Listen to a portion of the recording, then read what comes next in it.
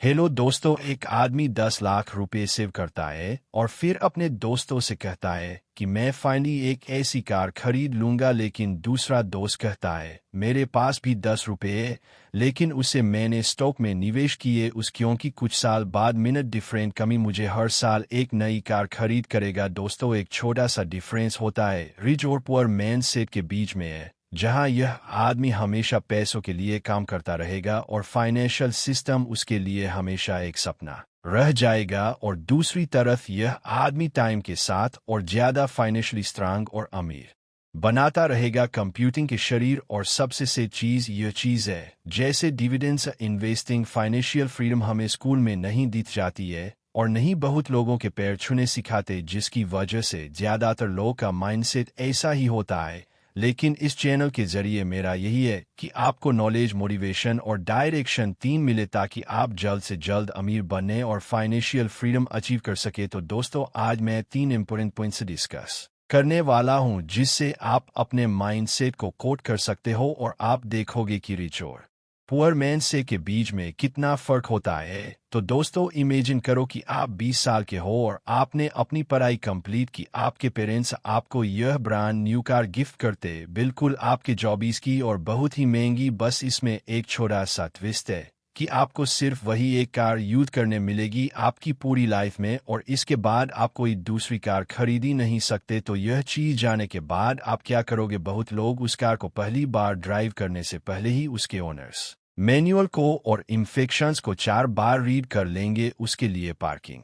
और आज का बंदोबस्त करेंगे, टाइम आने पर उसका ऑयल चेंज करेंगे, और अगर उसको जरा सब्सक्राइब लगता है तो उसे फौरन ठीक करेंगे और हर वक्त उसका ख्याल रखेंगे, क्योंकि आपको पता है कि यह कार आपकी पूरी लाइफ तो कम से कम चलना चाहिए। उसी तरह आपकी बॉडी और आपका माइंड ही आपको एक ही बार मिलता है आपकी पूरी लाइफ के लिए और अगर आप उसे सही तरीके से नहीं यूज करते और उसका ख्याल नहीं रखते तो यह ऐसा हो गया जिसे आपने अपनी कार को ऐसे ही रोड पर छोड़ दिया खराब होने के लिए। अब क्वालिटी में अपने घर को या गाड़ी को बहुत बार चेंज कर सकते हो, लेकिन आपका माइंड आप डिसाइड नहीं कर सकते वीडियो गेम की तरफ। इसमें न्यू गेम सिलेक्ट करके एक नई लाइफ लेकर आने सकते। इसीलिए जो लोग सक्सेसफुल होते हैं वह लोग कम उम्र में ही अपने माइंडसेट को स्ट्रोंग बनाकर एक अली डायरेक्शन में निकल जाते हैं। दोस्तों, आज भी याद है जब मैं कॉलेज में था तो मेरे प्रोफेसर में पहले दिन की स्पीच में यह सवाल पूछा था कि हमारी लाइफ का सबसे वेरिएबल एसेट क्या होता है।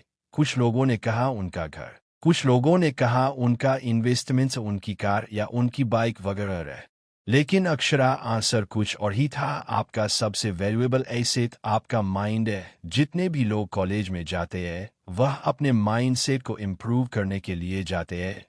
ताकि उनकी फ्यूचर की रनिंग कैपेसिटी इंक्रीज हो सके और उसे 14 साल के छोटे से इन्वेस्टमेंट से उनकी आने वाली 40 साल की जिंदगी बदल सकती है। तो इसीलिए अगर आप अपने आप पर इन्वेस्ट नहीं करते तो आप अपना सबसे वेल प्लेसेड को वेस्ट कर रहे हो, क्योंकि जब मैंने यह वाली वीडियो में एक्सप्लेन किया था कि वैल्यूएशन का गोल्डन रूल नहीं होता है कि the value of any citizen value of all थे एस्पेक्ट्स विच वर्क्स। तो अगर आपको इंटरेस्टिंग के बारे में कुछ भी नहीं पता तो इसका मतलब यह है कि आप फिलहाल अपनी सैलरी एफडी में इन्वेस्ट करते होंगे जिससे आपको 6% का रिटर्न मिलता होगा, लेकिन अगर आप थोड़ा सा टाइम इन्वेस्ट करोगे और अपने माइंड को इम्प्रूव करोगे तो आपको इससे डबल रिटर्न मिल सकता है, मतलब 12% का। और अगर आप और इन्वेस्ट करते हो तो आप डायरेक्ट बिजनेस स्टार्ट कर सकते हो या फिर एग्जिस्टिंग बिजनेसेस खरीद सकते हो, मतलब स्ट्रोक में इन्वेस्ट कर सकते हो जिससे आपको 12% की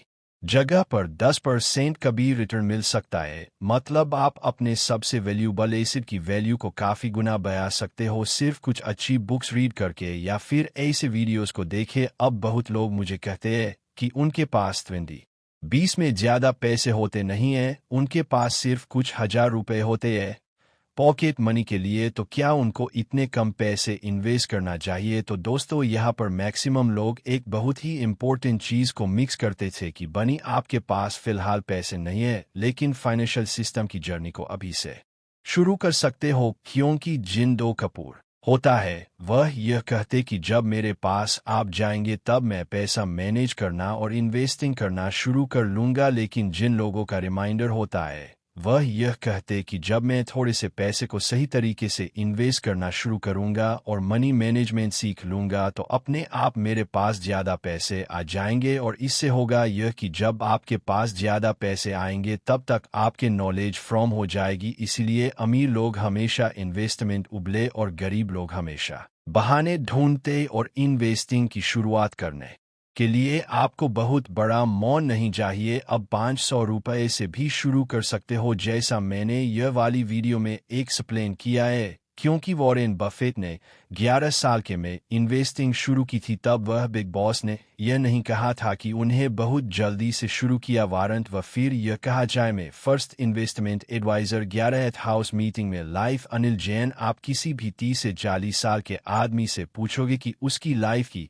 सबसे बड़ी मिस्टेक क्या थी, तो मैक्सिमम लोग यही कहेंगे कि उनकी सबसे बड़ी मुझसे यही रही कि उन्होंने इस मनी मैनेजमेंट को बहुत देर से समझा। तो अगर आपके पास स्टॉक खरीदने के लिए डीमैट अकाउंट नहीं है तो आप फ्री में डीमैट अकाउंट ओपन कर सकते हो। नीचे डिस्क्रिप्शन उसके लिंक डाल दिए जहां पर आप घर बैठे ऑनलाइन इन्वेस्टमेंट कर सकते हो। और अगर आप किसी भी सक्सेसफुल बिजनेसमैन जैसे Bill Gates, Steve jobs, Yon mask या कोई भी ऐसे लोगों की बुक पढ़ोगे यानी कि स्पीड से सुनोगे तो आपको इनके पास है एक सबसे बड़ी इंपॉर्टेंट चीज यह सीख मिलेगी कि आपको अपनी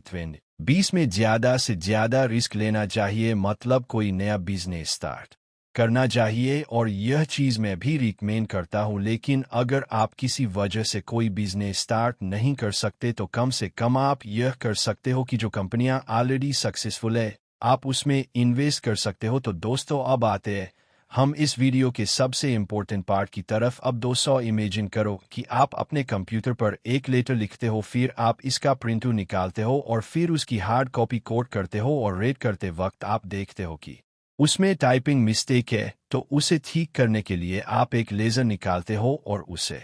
रेज करके उसमें रिश्ते को सही कर लेते हो। फिर अब वापस से उस लेटर को प्रेम करते हो और देखते हो कि वहां पर सेम वही मिस्टेक अभी भी है। अब थोड़ी देर के लिए सोच में पड़ जाते कि ऐसा कैसे हो सकता है, इसे तो आपने ठीक कर दिया था। तो इस बार आप एक बड़ा वाला इरेजर लेकर आते हो और फिर उसे ही रेज करके वापस से प्रिंट निकालते हो, और फिर आप चौंक जाते हो कि वह सेम मिस्टेक अभी भी वहां पर है। अब परेशान हो जाते हो कि हो क्या रहा है। बाद में आपको पता चलता है कि एक्चुअल प्रॉब्लम तो पेपर प्रिंटर की नहीं थी, एक्चुअल प्रॉब्लम तो इस प्रोग्राम के अंदर थी जहां आपने गलती करके रची थी। उसी तरह बहुत लोग कहते हैं कि उनके पास पैसे नहीं है, उनकी फाइनेंशियल कंडीशन बहुत खराब है, तो जो उनकी प्रेगनेंसी कंडीशन है वह चल प्रॉब्लम नहीं है, वह तो बस